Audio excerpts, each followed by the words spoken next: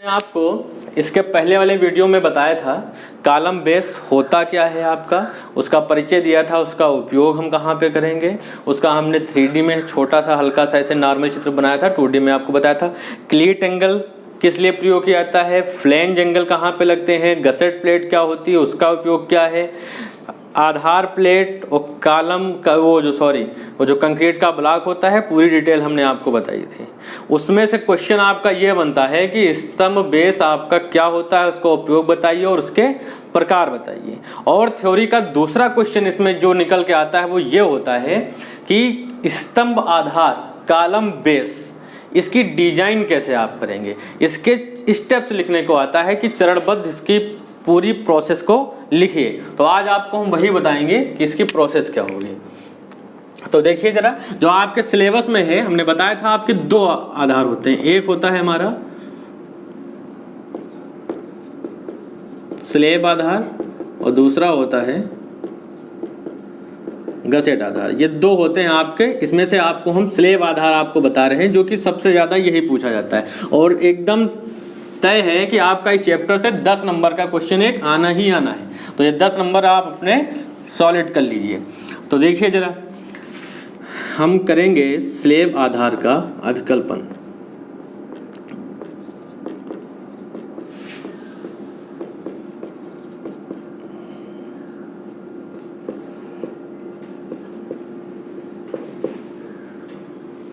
Slab आधार का अभिकल्पन, इसमें भी जो आपका कॉलम बेस होता है उसके दो पार्ट होते हैं, एक तो हमारा होता है आधार प्लेट और दूसरा हमारा होता है कंक्रीट ब्लॉक। ये हो गया कंक्रीट ब्लॉक और ये है हमारा आधार प्लेट। ये इस्पात की बनी होती है, कंक्रीट तो आप समझ ही रहे हैं, इसी के ऊपर हमारा कॉलम होता है। तो इसमें आपने दो अंग देखे, पहला अंग हमारा था आधार प्लेट। तो पहले हम अभिकल्पन कर लेते हैं आधार प्लेट का अभिकल्पन। इससे पहले आपको एक चीज हम बता दें कि आपको क्वेश्चन में डाटा क्या क्या दे रखा होगा, या आप कह सकते हैं आवश्यक डाटा जो आपको डिजाइन करने के लिए जरूरी है, वो आपका होगा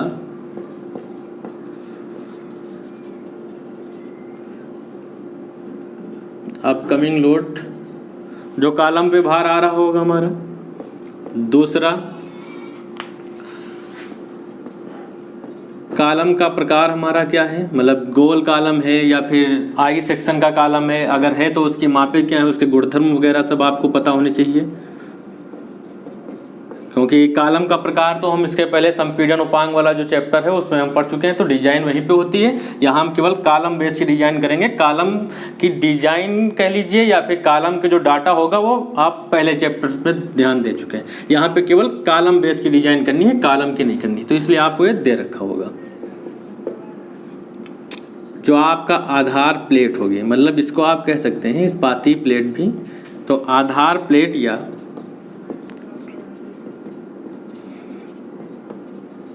इस्पाती प्लेट का अनुगेय प्रतिबल, मतलब परमिसिबल स्ट्रेस, कंक्रीट का अनुगेय प्रतिबल,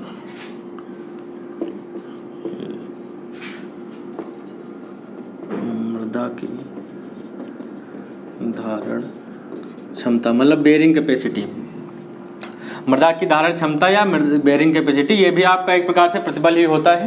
तो ये चीज़ें आपको डिजाइन करने से पहले पता होनी चाहिए, तभी आप डिजाइन कर पाएंगे। आप जरा इधर देखिएगा, ये आवश्यक डाटा है।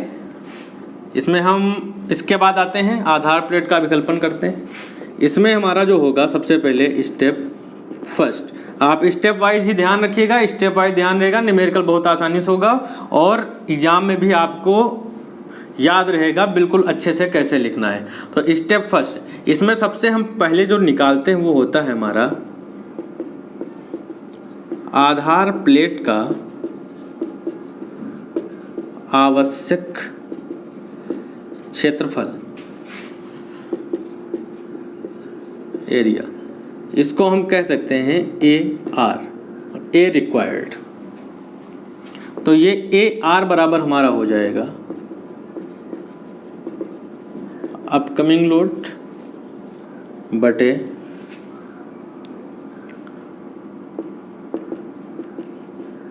कंक्रीट का प्रतिबल, यही ये वाला आपका अनुज्ञेय प्रतिबल, ये यहाँ पे लेंगे। तो देखिए ये हमारा कैसे आता है, ये वही आपका है सूत्र, कहीं अलग से नहीं आया है। प्रतिबल बराबर बल बटे क्षेत्रफल, तो क्षेत्रफल इधर जाएगा, प्रतिबल नीचे आया जाएगा, बस उसी से हमारा ए आर का सूत्र निकल। जब अब हमको यहाँ से ए आर मान लीजिए मिल गया, ए आर जब मिल जाएगा तो अगला स्टेप हमारा होगा प्लेट का परिमाप। परिमाप का मतलब है इसका कि लंबाई और चौड़ाई इसकी हम डिसाइड करेंगे। प्लेट का परिमाप, देखिए इसमें क्या होता है कि प्लेट आपकी आयताकार और वर्गाकार जिस शेप में आप चाहें, लेकिन आसानी के लिए आपको बता दें कि प्लेट को वर्गाकार मानिएगा। आसानी के लिए प्लेट को वर्गाकार मानने पर, वर्गाकार अगर मान लेते हैं तो हम क्या लगा सकते हैं, ए आर बराबर भुजा स्क्वायर। तो यहाँ ए आर हमको पता है, तो यहाँ से हमारी भुजा बराबर हो जाएगा, भुजा बराबर अंडर रूट ए आर। कहने का मतलब ये हुआ कि हमको यहाँ से एक भुजा मिल गई। मान लीजिए कि वो भुजा हमारी आ गई है x,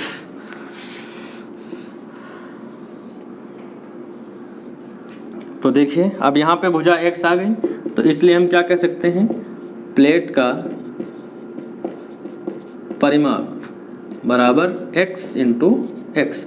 कहने मतलब अगर ये आपकी प्लेट है तो ये आपकी x हो गई और ये हमारी x हो गई। अभी इसकी मोटाई नहीं डिसाइड हुई है, जो आप अगले स्टेप में डिसाइड कर लेते हैं। तो सबसे पहले ये ध्यान दीजिएगा कि इतना हमको डाटा पता होना चाहिए। दूसरी चीज़ हमको स्टेप फर्स्ट में सबसे पहले जब आएंगे आधार प्लेट का विकल्पन, तो सीधी सी बात है, प्लेट आप विकल्पन करने जा रहे हैं तो प्लेट आप क्या सोचेंगे, सबसे पहले दिमाग में आपका क्या आएगा, यही आएगा कि प्लेट की हमारी चौड़ाई कितनी हो, लंबाई कितनी हो, प्लेट की मोटाई कितनी हो। तो वही काम हमने किया है कि प्लेट का परिमाप ज्ञात करना था, मतलब लंबाई और चौड़ाई हम डिसाइड करेंगे। तो लंबाई और चौड़ाई डिसाइड करने के लिए हमने सबसे पहले क्षेत्रफल निकाला है। क्षेत्रफल की सहायता से ये आप जानते हैं कि क्षेत्रफल बराबर वर्ग के लिए क्या होता है, भुजा स्क्वायर। तो यहाँ से हमको क्षेत्रफल पता था तो भुजा हमने निकाल लिया, यहाँ पे ये x आ गया। यहाँ पे सबसे मेन चीज नोटिस आप ये करिएगा कि मान लीजिए कि एक पलकों की x का मान आपका आ जाता है 346.78। तो आप ये इस नाप की कोई भी प्लेट मार्केट में नहीं आती है, IS कोड के अनुसार ही मार्केट में आपको प्लेटें मिलती हैं। तो इसलिए इसको हम 10 के गुणांक में लेके चलते हैं। तो यहाँ पे 346.78 की जगह हम क्या लेंगे, 350 गुणे 350, ये माप हो जाएगी। यहाँ पे ये चीज़ जरूर ध्यान दीजिएगा। अभी यहाँ पे आपका दशमलव अंकों में कुछ भी हो तो आप उतना ही मत लीजिएगा, इसको अगला जो 10 का गुणांक होगा उसके बेस पे हम ले लेंगे। तो जैसे यहाँ पे 350 गुणे 350 आया। एक चीज़ यहाँ पे फिर से नोटिस करिए जरा कि 346.78 जो भुजा आई थी हमारी, वो जो हमने AR निकाला है उसके आधार पे आई थी। हमने फिर क्या कर लिया है कि 350 गुणे 350 कर लिया, मतलब भुजाओं के मान हमने अपने आप बढ़ा लिए हैं। तो इसका मतलब ये हुआ कि जो अब यहाँ पे हमारा एरिया होगा वो क्या हो जाएगा, चेंज हो जाएगा। तो इसलिए अब जो आगे हम अगर एरिया का यूज करेंगे, कहीं पे भी एरिया का काम आएगा, तो अब आगे हम 350 गुणे 350 के अनुसार करेंगे। कहने का मतलब जो वास्तविक भुजाएं अब हमारी बनेंगी उसके आधार पे हम डिजाइन करेंगे आगे की। चलिए देखिए, तो 2 स्टेप आपके हो गए। ये देखिए अब इसमें तीसरा स्टेप, 2 स्टेप हो गए हमारे।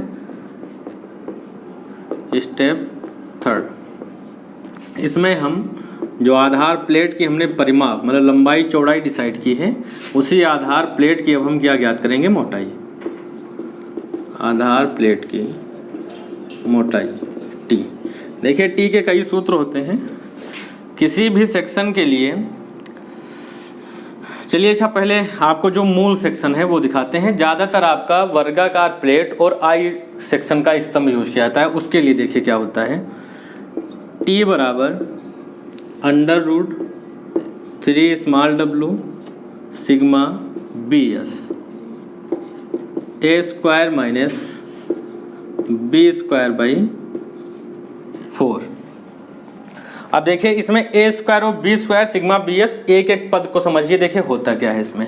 तो देख लीजिए, जैसे ये मान लीजिए कि हमारी आधार प्लेट है, ये हम उसका टॉप व्यू दिखा रहे हैं। जो पूरा सिस्टम अभी आपको हमने बताया था कि कॉलम बेस कैसे होता है, क्या सिस्टम है, उसका हम पूरे का टॉप व्यू बना के आपको दिखा रहे हैं।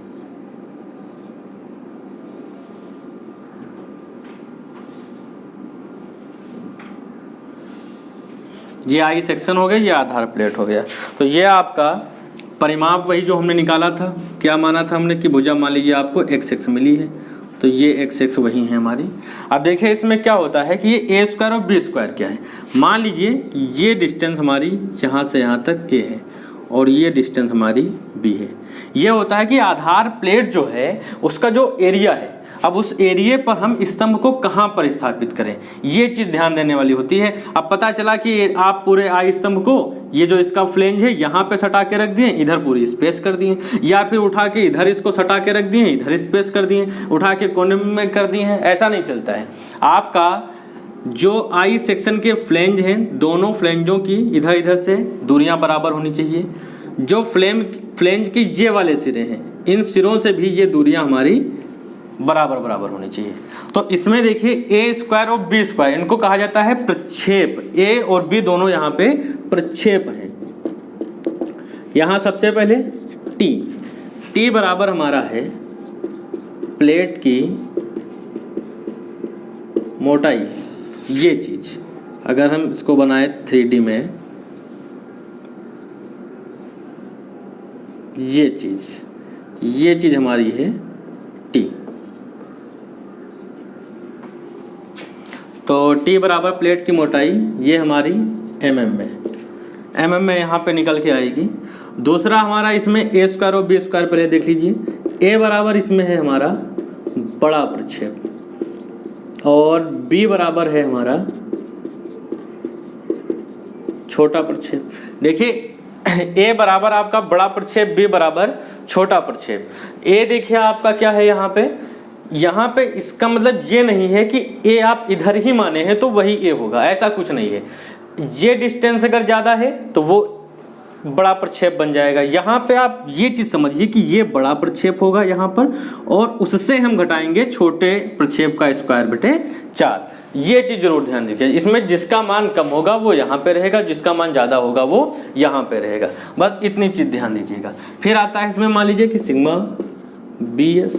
तो देखिए सिग्मा BS हमारा क्या होगा, सिग्मा BS जो है हमारा वो जो इस्पाती प्लेट, वही मतलब आधार प्लेट जो है आपकी, आधार प्लेट या इस्पातीय प्लेट का अनुगेय प्रतिबल, ये हो जाएगा हमारा। ठीक, फिर इसमें आपका आता है W। देखिए W यहाँ पे है हमारी प्लेट की भार तीव्रता। ये भी एक प्रकार से प्रतिबल है, जैसे दाब का होता है दाब तीव्रता। तो दाब तीव्रता क्या होती है कि एकांक क्षेत्रफल पर आने वाला जो हमारा बल होता है वो दाब तीव्रता कहलाती है। वैसे ही एकांक क्षेत्रफल पर आने वाला जो भार होगा, तो एकांक क्षेत्रफल पर आने वाला भार, एकांक क्षेत्रफल पर आने वाला भार, वो भी किसका एकांक क्षेत्रफल होगा, ये जो होगा हमारा ये प्लेट का होगा। तो अगर इसका हम सूत्र बनाएं तो W बराबर जो अपकमिंग लोड जो हमारा प्लेट पर आ रहा है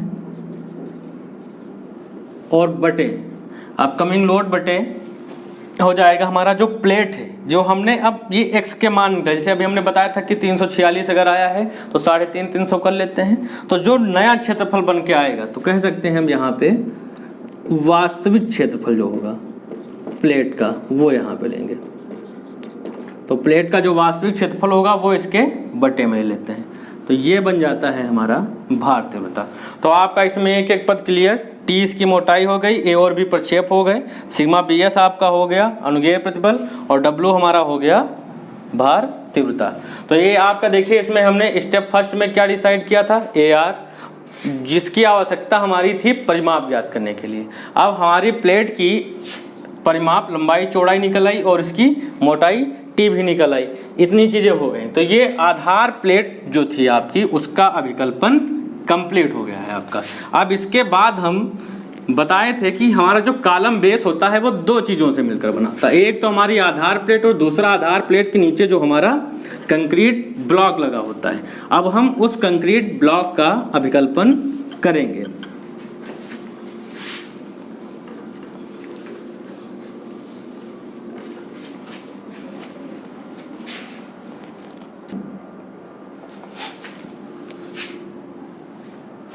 एक चीज़ लेकिन इसमें यह भी ध्यान दीजिएगा, जो हमने इसका वो बताया है आधार प्लेट का विकल्पन, इसमें जो हमने टी निकाली है वो हमने बताया है कि जब हमारा आई सेक्शन होगा और प्लेट हमारी होगी वर्गाकार। यह आपका मूल होता है, ज़्यादातर इसी केसेस में आपका पाया जाता है। इसको छोड़ के अगर और केसेस आपके बनते हैं तो आपका एक केस ये भी आप वर्गाकार प्लेट हो गोल कॉलम हो, तो ये सब आपका इससे आधारित न्यूमेरिकल आपके पूछे नहीं जाएंगे। और अगर पूछे जाएंगे तो डीबी गुप्ता की बुक में इसके लिए आपका टी का एक सूत्र दे रखा है, वहाँ से देख लीजिएगा, वरना उसको अगर आपकी इच्छा हो ना भी देखें तो कोई काम नहीं है। वीडियो के लास्ट में सूत्र हम आपको बता देंगे। फिलहाल अभी हम चलते हैं दूसरे नंबर पर, कंक्रीट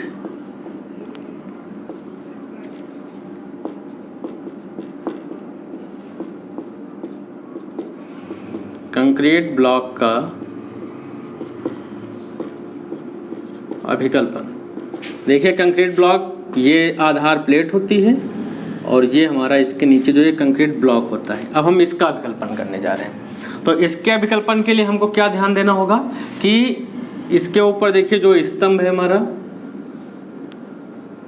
ये आई सेक्शन वाला, इसका भार और इसके ऊपर जो हमारा अपकमिंग लोड आ रहा होगा, जो इस पर भार हमारा आ रहा है अपकमिंग लोड, वो लेंगे, और स्तंभ का सेल्फ लोड जो होगा वो, और ये टोटल हमारा ट्रांसफ़र होकर आता है कंक्रीट ब्लॉक पे। और कंक्रीट ब्लॉक हमारा कहाँ पे ट्रांसफ़र कर देता है, जो यहाँ पे मृदा होती है। तो मृदा पर हम देखेंगे कि टोटल कितना लोड हमारा आया, अपकमिंग भार जो हमारा अपकमिंग लोड है वो, और स्तंभ का भार वो, और प्लस कंक्रीट ब्लॉक का भार, ये टोटल इस पर आता है। हम देखिए जो अभिकल्पन कंक्रीट ब्लॉक का करते हैं वो मृदा पर जो हमारा, देखिए इसलिए यहाँ से यहाँ तक का जो एरिया होगा, चाहे आप कह सकते हैं कि जो यहाँ का एरिया वो समान होगा, और जो मृदा को स्पर्श कर रहा था वो भी एरिया समान होता है। जो टोटल लोड मृदा पे ट्रांसफर होकर जाएगा, हम उस लोड के आधार पे कंक्रीट ब्लॉक का अभिकल्पन करेंगे। तो देखिए इसमें भी हम वही सबसे पहले एक स्टेप निकालेंगे कि ब्लॉक का आवश्यक क्षेत्रफल ए आर आपका क्या हो जाएगा। अभी हमने बताया क्या होता है, क्षेत्रफल बराबर बल बटे प्रतिबल। तो यहाँ पे हमने क्या बताया, मृदा के अनुसार ज्ञात करते हैं। तो यहाँ पे हम क्या लेंगे, मृदा की धारण क्षमता जो बेरिंग कैपेसिटी वो तो प्रतिबल ही होता है, और लोड किसका लेंगे, अपकमिंग लोड प्लस स्तंभ का भार, और प्लस हमारा हो जाएगा ये कंक्रीट का जो ब्लॉक होगा वो। तो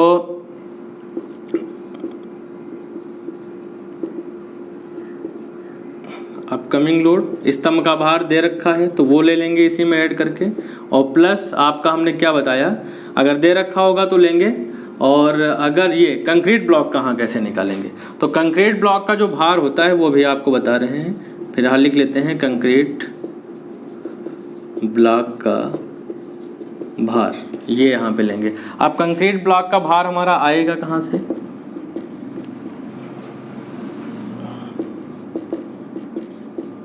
कंक्रीट ब्लॉक का भार बराबर ये होता है हमारा अपकमिंग लोड का 10%। कहने का मतलब अगर अपकमिंग लोड जो होगा हमारा, जो मृदा पे अपकमिंग लोड आ रहा होगा वो अगर हमारा दे रखा है, अपकमिंग लोड है हमारा अगर मान लीजिए 100 न्यूटन, तो 100 न्यूटन का 10% मतलब आपका 10 न्यूटन। तो कंक्रीट ब्लॉक का जो भार होगा वो हमारा कितना बन जाएगा, 10 न्यूटन। तो यहाँ पे 100 वो लेंगे जो अपकमिंग होगा और प्लस 10 इसमें और जोड़ लेंगे, तो ये हो जाएगा। अब यहाँ से हमको क्या मिल गया, आवश्यक क्षेत्रफल जो कंक्रीट ब्लॉक का है वो मिल गया। ये स्टेप फर्स्ट था हमारा। अब स्टेप सेकंड में हम फिर वही करेंगे, ब्लॉक का परिमाप। अब ब्लॉक का परिमाप निकालने के लिए वही लगाएंगे वर्गाकार मानते हुए, ब्लॉक को वर्गाकार मानते हुए ए आर बराबर हमारा हो जाएगा भुजा स्क्वायर। तो यहाँ से भुजा बराबर हम निकाल लेंगे, मान लीजिए कि भुजा बराबर हमारा यहाँ पे आ गया y। तो ब्लॉक का परिमाप क्या हो जाएगा, y इंटू वाई हो गया। ये ब्लॉक, ये इसके ऊपर आधार प्लेट और ये इसके ऊपर आई सेक्शन यहाँ पे हो जाएगा। तो ये हमने निकाली थी x और ये हमारा आ गया y। तो ये हमारा हो गया ब्लॉक का क्षेत्रफल, और उस क्षेत्रफल के आधार पे हमने निकाल लिया ये y। अब इसमें भी जरा ये चीज़ ध्यान दीजिएगा कि जो y लीजिएगा इसको भी, इसे मान लीजिए आ जाता है, यहाँ से हम भुजा का मान निकालते हैं और y का मान हमारा मान लीजिए आ गया 588.88 मान लीजिए आ गया। तो इसको उठा के आप 590 कर लीजिएगा, मतलब एक पूर्णांक अंक में ले लीजिएगा, दशमलव वगैरह हटा दीजिएगा।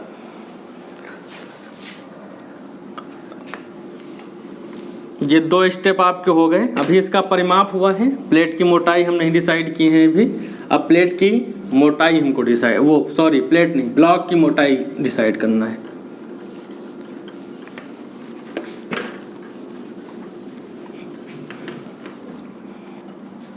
अब ब्लॉक की मोटाई देखिए कैसे निकालेंगे।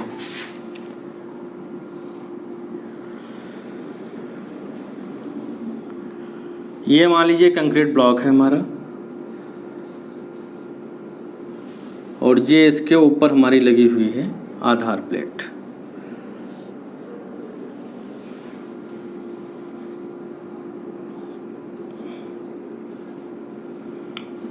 ये हमारी आई थी इसकी x, और ये हमारी आ गई है टोटल यहाँ से यहाँ तक y। देखिए जो ये आधार प्लेट होती है इसके एकदम मिड में हम लगाएंगे। तो मिड में अगर लगाते हैं तो ये हमारा क्या होगा कि x है, ये इधर जो हमारा होगा y से टोटल x घटा दें तो ये और ये दोनों मिला के बचेगा। तो इधर हमारा बच जाएगा, ये हो जाएगा y माइनस एक्स बटे 2, ये इधर हो जाएगा, और y माइनस एक्स बटे 2 ये इधर हो जाएगा। कहने का मतलब अगर ये y हमारी मान लीजिए है, y है हमारी 500 और x है हमारी 300, तो ये 500 है यहाँ से यहाँ तक, जिसमें 300 आधार प्लेट ने ले लिया है। तो बचेगा कितना, जब 500 से 300 ले लिया आधार प्लेट ने, तो हमारे पास जो बचा वो हमारा बचा 200। तो 100 हम इधर छोड़ देंगे और 100 इधर छोड़ देंगे। तो वही हमने किया है कि y माइनस एक्स, ये हमारा क्या है वैल्यू, y माइनस एक्स है। अब हमको इधर छोड़ना है कितना, 100 एक तरफ और 100 एक तरफ। तो ये हम क्या करेंगे, y माइनस एक्स का जब बटे 2 करेंगे तभी 100 हो पाएगा। तो ये हमारा बचता है y माइनस एक्स बटे 2, y माइनस एक्स बटे 2। अब देखिए हमको ज्ञात करनी है इसकी मोटाई t, ये ज्ञात करनी। अब t कैसे ज्ञात करेंगे, देखिए जो यहाँ पे वितरण होता है प्रतिबलों का, वो प्रतिबलों का जो बल का जो वितरण होता है, या प्रतिबल का कह लीजिए, वो होता है यहाँ पर 45 डिग्री पे। तो यहाँ से जब आधार प्लेट पे लोड आते हैं तो आधार प्लेट जब इस पे लोड ट्रांसफर करती है तो वितरण इस प्रकार से होता है, ये इधर की ओर, ये इधर की ओर। मतलब ये हमारा बन जाता है यहाँ से 45 डिग्री, ये भी 45 डिग्री,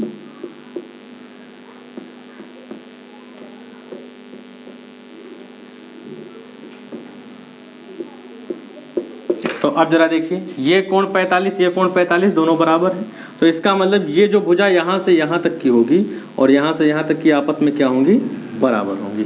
तो यहाँ हम क्या लिखेंगे, t बराबर हमारा क्या हो जाएगा, y माइनस एक्स बटे 2, ये t का मान हो गया। अब देखिए आपका स्लेब आधार का भी हमारा जो था ये आपका स्टेप हो जाएगा थर्ड, t बराबर मतलब ये है हमारा ब्लॉक की मोटाई t, तो t बराबर हमारा हो जाएगा y माइनस एक्स बाई 2, ये इस प्रकार से हम ज्ञात कर लेंगे। तो आपका ये पूरा विकल्पन कॉलम बेस का जो सिंपल था स्लेब आधार या साधारण आधार, उसका पूरा विकल्पन आपका हो गया। अब इसके बाद देखिए आपका थ्योरी में जो पूछे जाने वाले क्वेश्चन है वो सब कंप्लीट है। अब आपका इसमें अभिकल्पन पूछा जा सकता है, वो हो गया स्लेब आधार का, और कॉलम बेस का इंट्रो परिचय मतलब होता क्या है वो आपका, उसका प्रयोग क्यों करते हैं, उसके प्रकार क्या होते हैं, और सबसे मेन इंपॉर्टेंट थ्योरी क्वेश्चन है तो जो आपको हमने भी ये बताया है मतलब स्लेब आधार का, उसमें कहेगा कि साधारण आधार या स्लेब आधार का अभिकल्पन बताइए। तो पूरा आपका आधार प्लेट का और ये कंक्रीट ब्लॉक का दोनों का अभिकल्पन हमको पूरा करके दिखाना होगा, और इसी बेस पे आपके न्यूमेरिकल आते हैं। तो ये देखिए आपका अभिकल्पन कंप्लीट हो गया है। अब इसके बाद हम अगले वीडियो में आपको 2-3 प्रॉब्लम सॉल्व करवा देंगे, मतलब 2-3 न्यूमेरिकल आपके करवा देंगे। तब तक आप इतना तैयार कीजिए।